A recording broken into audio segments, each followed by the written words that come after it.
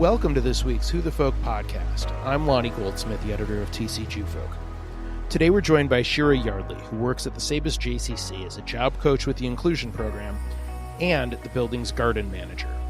Shira talks about how the program has transformed itself in the coronavirus era and how the garden is starting in her basement before it goes to the JCC for planting on this week's Who the Folk podcast. Shira Yardley, welcome to this week's Who the Folk podcast. Thank you for joining us. Hi, thank you for having me. So, Shira, you are a job coach with the Inclusion Department at the Sabes JCC. Tell me a little bit about the work that you do and what being a job coach means. Okay, so typically a job coach is somebody who supports adults with special needs. And at the JCC, I usually work one-on-one, assisting a participant through their daily job in the building. We also run a lot of different programming with activities like braiding and selling challah, arranging flower bouquets, and we also have a theater program. So I'm there to support the participants in whatever ways they need throughout the different activities. With the JCC being closed and with the pandemic, how are you able to still do some of those activities with the group that you work with? So it's been challenging, that's for sure. Like a lot of places, we've had to convert a lot of our programming to be virtual. And so that means we've been sending our participants almost every single day a video created by some of the staff and some activities to do so that we can stay connected and give them something to do while they're at home, not at their usual day jobs or programs.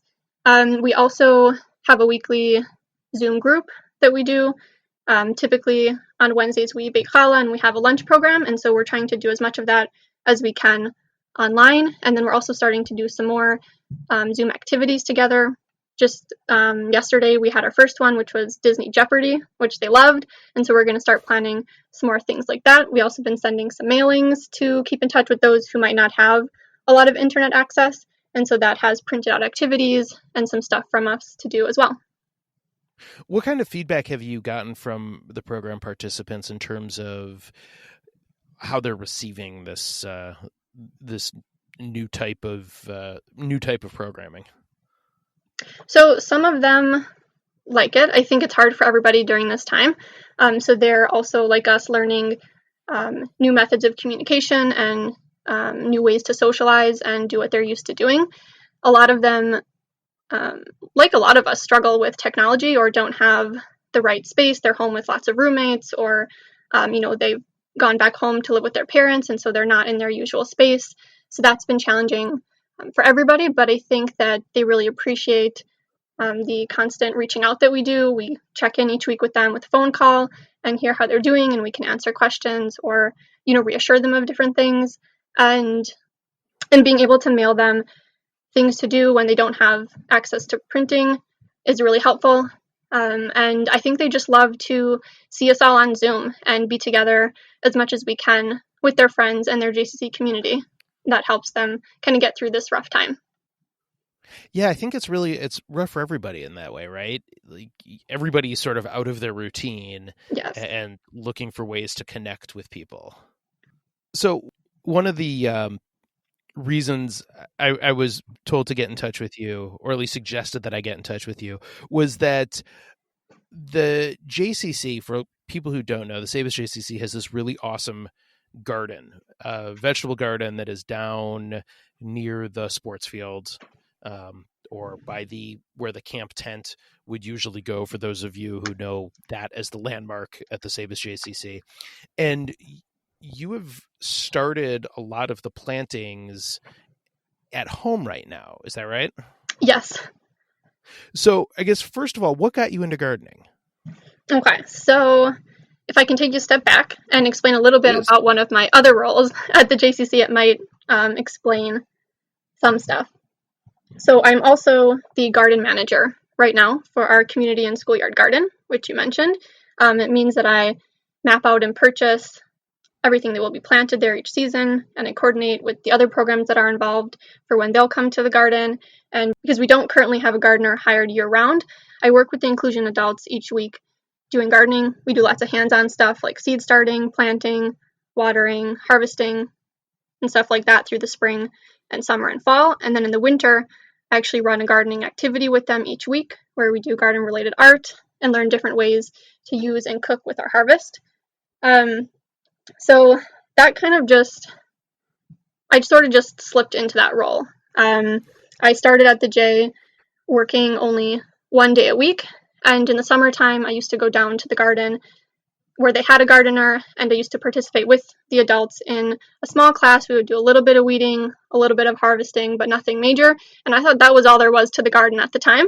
Little did I know that the inclusion department is very involved in the garden all year round, and so as I started working at the JCC more days a week and I took on more hours, then I saw really the extent of how involved they were. Okay, so given all of that, I guess let's go back to then, where did you get your start in gardening in the first place? I grew up kind of familiar with gardening. My mother and my grandmother had backyard gardens. We grew some vegetables, but mostly it was just flowers. My family and I are pretty earth-conscious people. We do a lot of recycling and composting at home, and we love to repurpose and upcycle. As I continued to learn more about food waste and sustainability with my family at home, I became more interested in growing more of my own food. So that definitely contributed to some of my interest in gardening. But I think that my love of gardening at the scale of the JCC actually stemmed from necessity at the time and the adventure in attempting to learn something new and to accomplish something that I had started. So I guess it was sort of a challenge that I took on. So how big is the garden at the J? I know that, I've seen it a lot, obviously, even especially in full bloom in the summer, picking up kids from camp. But I guess I've never sort of walked it off to have any sense of how large it is. What kind of space are we talking about there? Sure. So the garden is quite large. We have 23 raised garden boxes that we plant in. We do lots of different varieties of vegetables, and we try and do flowers as well.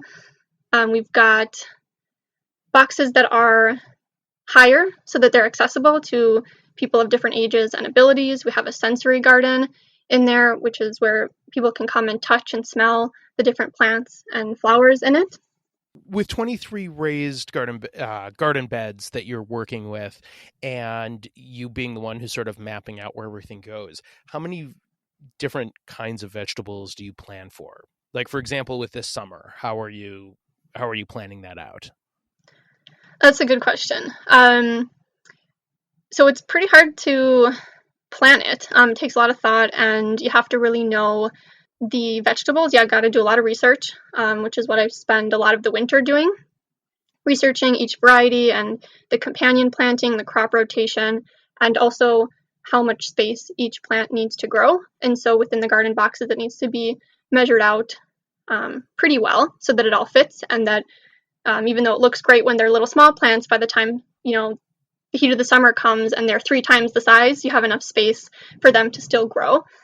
And so for this season, because we're not exactly sure what our situation is going to be, I don't know how much help we're going to have, we are still planning on planting in the garden. We're going to probably do about half of the garden beds that we typically do. But I'm starting with the plants, first of all, that I have in my basement growing, and then we'll just see how things go, and depending on how much help we're going to have and how much programming will be going on, that will determine the size of the garden. So you mentioned you have the plants right now in your basement. Do you start them from seed or from like already sort of established small plants? Yeah, so we start them from seeds. Last year, when I was just starting to become involved in the garden, we tried to do an experiment and start them on our own at the JCC, which was surprisingly really successful. And so then this year, we were supposed to start seeds with inclusion actually the Monday after the building closed. And so we were already had all the equipment and all of the materials. And then when we heard the JCC was closing, Anita Lewis, the inclusion director, who's like the backbone behind the garden, was like, we need to do something quickly. So we decided that I was going to take all of the stuff, bring it home, and I set it up in my basement. So right now, sitting next to me in my basement is a large shelf full of plants. I think I have over 80 plants growing right now. Whoa! And that's, yeah, it's a lot. And that's been a challenge, but because I did it last year, I kind of knew what to expect. And each year I learn more, and it's really, it's different each year, but it's fun. I really like that part of it, starting them from seed. That's incredible. So when are you, in a perfect world, obviously, and we're not living in one right now. So with that caveat aside, when are you hoping that you would be able to move them to the JCC and plant them there? Yeah, so in an ideal world, I think it would probably be the end of May, and I'm hoping, although we're not in an ideal world, to still do that. A lot of it just depends on help that I can get, because we're not doing our usual programming, so I don't have everybody there with me, but we do have permission to start the garden still, because it's outside and obviously doing it in a safe way. But I really hope that typically, I think after the 25th is when people start planting, and so we'll try and just go along with that. It's supposed to be really nice, and so I can't wait to get them out of my basement and into the garden. So really, as soon as I can do it, I'd like to. That's amazing. So one of the things that you've started doing, along with starting the plants in your basement and having them all set up, is you've been making videos sort of chronicling the process. So when did you start making those, and who are they for? Sure. So I actually started recording the process the day that I brought home all the equipment. I've been manning our garden Instagram for about a year and a half, so I'm used to capturing and recording what I've been doing with the garden. In the beginning, though, it was only photos. Then I slowly started putting together some Insta stories. Rarely did I do like a live Insta story of me talking. But then in the middle of March, when all of our programming suddenly was put on hold, we were about to start seeds. I just couldn't leave my inclusion gardeners in the dark. So since we were sending them videos each day, it was decided that Tuesday was going to be garden update day. So each week I documented what was going on with the plants. The first few videos were mostly short clips just with a voiceover. I wasn't really even in them. It was just the plants. But then as the plants grew, so did my curiosity in creating the videos. I realized that I had a lot to share, and I wanted to find the best way to do it. So although I'd always been the person behind the camera, I decided no better time than now to step in front of the camera. So I overcame that fear, and I did it. My first video was shared the last week of March, and I've done about 8 or 9 since then. And they've been shared with the inclusion participants and with staff at the JCC who are involved in the garden. And they're actually also on our virtual JCC website for everybody to see.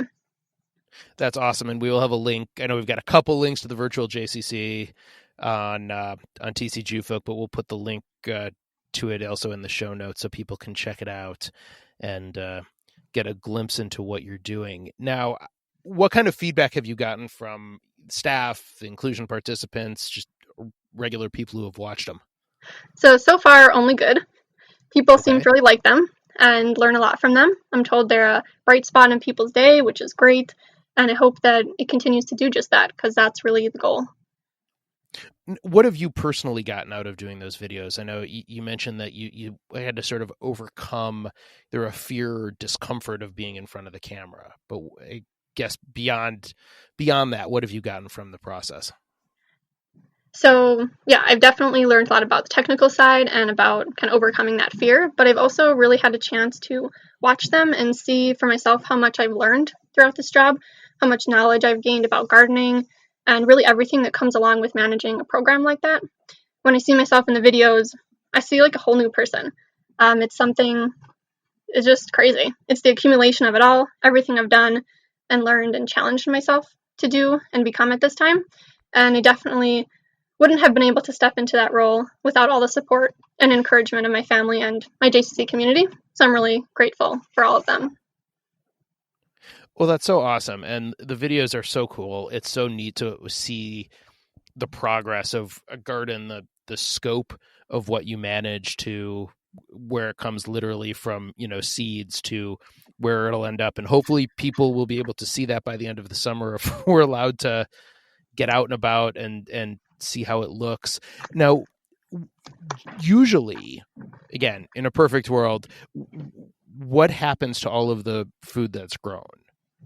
Who gets to have it, partake in it? Does it get donated? What's that's a lot of food for a garden that can come out of a garden that size. Yeah, well, that's a lot of the fun of it. Because it's a community and schoolyard garden, so there are lots of different programs and organizations who are involved in it.